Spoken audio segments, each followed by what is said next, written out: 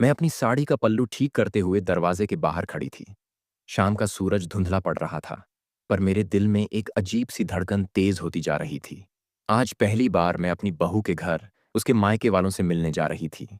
और आज मैंने तय किया था कि मैं उन्हें असली मैं नहीं दिखाऊंगी। नहीं, आज मैं वह नहीं बनूंगी जो लोग जानते हैं। मैं वह भी नहीं बनूंगी जो मेरे बेटे और बहू जानते हैं। न वह सख्त माँ, न वह मजबूत महिला, न वह अपने दम पर जीवन खड़ा करने वाली उमा देवी।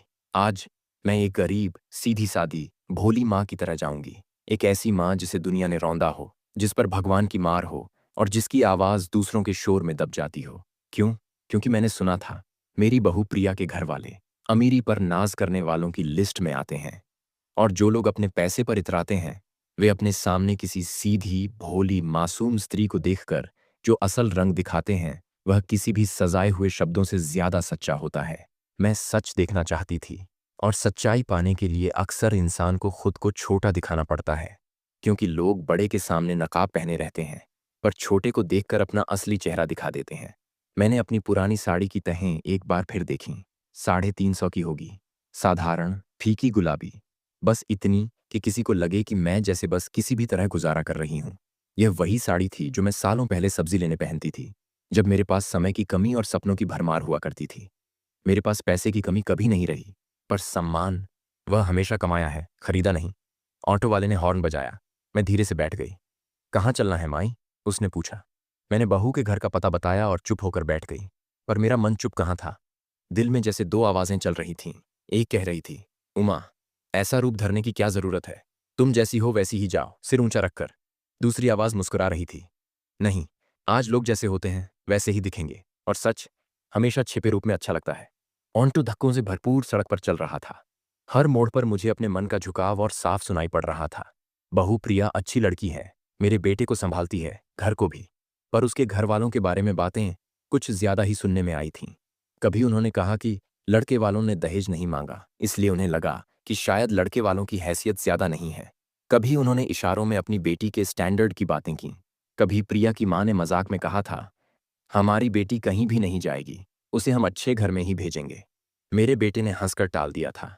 मैंने हंसकर सुना था, पर याद सब रखा था। मेरे पास करने को बहुत कुछ था, कहने को कम। और आज मैं देखने जा रही थी कि क्या उनकी बातें सिर्फ हंसी मजाक थीं या उनके दिल में सच्चा अहंकार भरा है। ऑटो रुका। मैंने घर देखा। 3 मंजिला, चमकदार पेंट, बड़ा सा गेट, और दरवाजे के बगल में खड़ी एक नई कार। घर साफ था, चमकदार था, पर कुछ चमकें अक्सर आंखें चुभो देती हैं। मैं धीमी चाल में गेट खोलकर अंदर चली।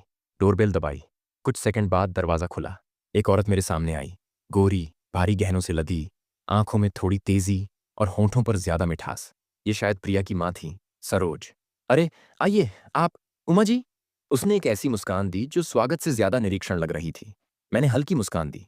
जी, मैं ही हूं। उसकी आंखें तुरंत मेरी साड़ी पर गईं, फिर मेरे झोले पर, और फिर मेरे पैरों पर, जिनमें सामान्य चप्पलें थीं। मुस्कान वहीं रही, बस आंखों में चमक बदल गई। वह चमक जो लोग तब दिखाते हैं जब उन्हें लगता है कि सामने वाला उनसे नीचे है। अंदर आइए, उसने कहा, और मुझे लगा, यह आइए कम और देखते हैं आगे ज्यादा था। मैं अंदर चली। ड्राइंग रूम शानदार था। सोफे पर कढ़ाई, सेंटर टेबल पर महंगे शोपीस, और दीवार पर एक बड़ा सा फ्रेम जिसमें उनकी फैमिली फोटो थी। मैंने चारों ओर देखा, धीरे, ऐसे जैसे मैं पहली बार किसी बड़े घर में आई हूं। बैठिए उमा जी, सरोज ने कहा। अच्छा किया आप आ गईं, हम तो सोच रहे थे कि आप शायद व्यस्त होंगी। मैंने झिझक का अभिनय किया। नहीं बहन जी, मैं कहाँ व्यस्त, घर पर ही रहती हूँ। काम क्या है, बस थोड़ा बहुत चूल्हा चौंका। सरोज के चेहरे पर एक छोटी सी संतुष्टि उभरी, जैसे उसे अब बात समझ आ गई हो कि मैं कैसी पृष्ठभूमि से आती हूँ। अच्छा अच्छा, उसने कहा। इतने में प्रिया आई, मेरी बहू, गोरी, सजी हुई, मुस्कुराती हुई। माँ, ये माँ जी आई हैं। माँ जी नमस्ते। मैंने हाथ उठाया। जीती रहो बेटी। प्रिया खुश दिख रही थी, पर उसकी खुशी में थोड़ा सा तनाव भी था। शायद उसे अंदाजा नहीं था कि उसके घर वाले मुझे कैसे देखेंगे। तभी प्रिया का पिता, शेखर, अंदर आया। मेरी ओर देखकर बोला, अरे नमस्ते नमस्ते, आप प्रिया की सासू माँ हैं? आइए आइए। उसकी आवाज़ मधुर थी, लेकिन इतनी भी मधुर कि उसमें बनावट की गूंज सुनाई दे रही थी। वह मेरे कपड़ों को देखकर मुस्कुराया, ऐसी मुस्कान जिसमें दया कम और श्रेष्ठता ज्यादा थी। मैंने सिर झुका लिया। जी नमस्ते। मैं बैठ गई। सरोज ने चाय का ऑर्डर दिया। शेखर ने पूछा, तो उमा जी क्या करती हैं आप? मैंने अपनी अभिनय की स्किल और नरमी दोनों को मिलाकर कहा, कुछ नहीं भाई साहब, बस घर चलाती हूँ किसी तरह। हमारी इतनी हैसियत कहाँ, जो कुछ बड़ा करें। वह संतोष से मुस्कुराया। अच्छा अच्छा अच्छा है। उस मुस्कान में एक लहर थी, जैसे उसने किसी बेचारे को देखकर खुद को बड़ा महसूस किया हो। सरोज बोली, हमने सुना था कि आपका घर छोटा है, मतलब साधारण है ना? मैंने मासूमियत से हौले से कहा। हाँ बहन जी, बस 2 कमरे का ही है। बेटा नौकरी करता है, उससे गुजारा हो जाता है। भगवान की दया है। यह सुनकर सरोज की आंखों में वह चमक फिर आ गई जो लोग महसूस करते हैं जब उन्हें लगता है कि सामने वाला उनसे कमतर है। मैं भीतर से मुस्कुरा रही थी। अच्छा, तो आप ऐसे हैं? पर मेरा चेहरा उतना ही शांत, उतना ही भोला रहा। चाय आई। मैंने कप हाथ में लिया और ध्यान से रखा, जैसे मैं ऐसे घर की नाजुक चीजों से डरती हूं। शेखर ने पूछा, आपके पति? मैंने सांस छोड़ी, सिर झुकाया। नहीं रहे, बहुत साल हो गए। सरोज की आवाज में नकली सहानुभूति आई। अरे ओह, बहुत दुखद है। फिर आपके लिए तो मुश्किल होती होगी। मैंने गला धीमा किया। हाँ बहन जी, पर क्या करें, भगवान की यही मर्जी होगी। उनकी आंखों में दया नहीं, बल्कि अपने को ऊंचा समझने का रंग भरने लगा था, और यही मैं देखना चाहती थी। मैंने घर में प्यार भी देखा है, सम्मान भी, पर आज मैं देख रही थी मेरी बहू की दुनिया कैसी है। कुछ ही मिनटों में इतना स्पष्ट हो गया कि जैसे किसी ने बिना रुके कोई किताब मेरे सामने खोल दी हो, जहां हर पेज पर लिखा था, हम अमीर तुम गरीब। प्रिया को यह सब समझ आ रहा था। उसकी आंखें बेचैन थीं। वह खुद को रोकना चाह रही थी, पर बोल नहीं पा रही थी। तभी सरोज ने कहा, उमा जी, आपको हमारा घर कैसा लगा?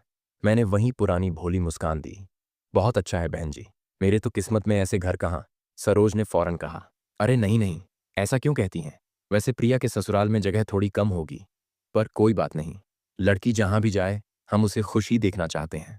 मैंने तुरंत ही चेहरा झुका लिया। जी, सही कहा आपने, पर मन में लिखा जा रहा था, अच्छा, तो बेटी के लिए स्टैंडर्ड भी नापते हो? मैंने चुपचाप उनकी बातें सुननी जारी रखी। मैंने उंगलियों से अपनी साड़ी के किनारे को पकड़ा, जैसे मैं असहज हूं, जैसे मैं अपने ही रूप में बंधी हूं। और तभी सरोज ने एक सवाल पूछा, जैसे किसी ने कमरे की हवा अचानक बदल दी हो। उमा जी, आपने दहेज क्यों नहीं मांगा? मतलब, आजकल तो सब थोड़ा बहुत लेते हैं। मेरे हाथ रुक गए। चाय का कप हल्का सा कांपा, और मेरे भीतर की सख्त उमा देवी ने चुप होकर कहा, बस यही असली रंग है। मैंने अपनी आवाज धीमी रखी। बहन जी, हमने कभी भगवान की दी हुई औकात पर सौदा नहीं किया। बेटी को बेटी की तरह भेजते हैं, सामान की तरह नहीं। सरोज हंस पड़ी, एक कड़वी चुभती हंसी। अरे उमा जी, दुनिया ऐसे नहीं चलती। मैंने सिर झुका लिया। हाँ, आपके जैसी दुनिया में शायद नहीं। उनके पति ने हल्का गला साफ किया। प्रिया की पढ़ाई में हमने बहुत खर्च किया, उसकी परवरिश में भी। दहेज मांगना गलत नहीं होता, समझौता कहाँ जाता है। मैंने धीरे से आंख उठाकर दोनों को देखा। एक नज़र जिसमें गरीबी का अभिनय था, पर आत्मसम्मान की चमक अंदर दबी हुई थी। फिर मैंने कहा, समझौता हल्की चीजों के लिए अच्छा होता है भाई साहब, रिश्तों के लिए नहीं। कमरे में एक पल को सन्नाटा भर गया। प्रिया परेशान होकर उधर उधर देखने लगी। शायद उसके दिल में शर्म थी, या डर कि कहीं उसकी माँ कोई बड़ी बात न बोल दे। लेकिन सरोज ने कुछ और ही कह दिया। उमा जी, मेरे हिसाब से तो आपकी औकात ही नहीं थी दहेज मांगने की। कमरा ठंडा पड़ गया, लेकिन मेरे भीतर एक आग जल उठी। मैंने चेहरा झुका ही रखा, ताकि उन्हें लगे मैं टूट गई हूं, पर मेरा मन स्टील की तरह खड़ा था। मेरी आवाज टूटी हुई लग रही थी। हाँ बहन जी, सही कहती हैं, मेरी क्या औकात। पर मेरी अगली चाल उनकी सोच हमेशा के लिए बदल देने वाली थी। मेरी वह छोटी सी, बनावटी सी, टूटती हुई मुस्कान जैसे सरोज को और मजबूत कर गई। उसे लगा शायद मैं सचमुच हीन महसूस कर रही हूं, और जब कोई खुद को कमजोर समझता है, तब सामने वाला सबसे ज्यादा बेपर्दा होकर बोलता है। सरोज ने पैर बदलकर बैठते हुए कहा, देखिए उमा जी, हम ये सब बातें इसलिए कह रहे हैं क्योंकि हम अपनी बेटी को अच्छे से रखना चाहते हैं। हमारी लड़कियां आजकल बहुत पढ़ी लिखी, समझदार हैं। उनकी लाइफस्टाइल होती है, उनके शौक होते हैं। ऐसे में अगर ससुराल वाले बराबरी ना कर पाए, तो लड़की दुखी हो जाती है। उसके हर शब्द में 2 बातें साफ सुनाई दे रही थीं। एक, उसे अपने पैसे पर बहुत घमंड है। 2, उसे लगता है कि मेरा बेटा और मैं किसी भी तरह उनकी बेटी को मैच नहीं कर सकते। मैंने अपनी उंगलियां आपस में फंसाईं और धीमे से कहा, हाँ बहन जी, आप सही कहती हैं। हमें तो क्या मालूम बड़े घरों की बातें। हम तो छोटे लोगों में ही खुश रह लेते हैं। शेखर ने हंसते हुए कहा, अरे नहीं नहीं, ऐसा नहीं कहते, पर हाँ, स्टेटस तो होना चाहिए ना। आखिर समाज क्या सोचेगा? समाज, ये वही समाज है जो चाय की गिलास उठाते वक्त देखते हैं कि सामने वाला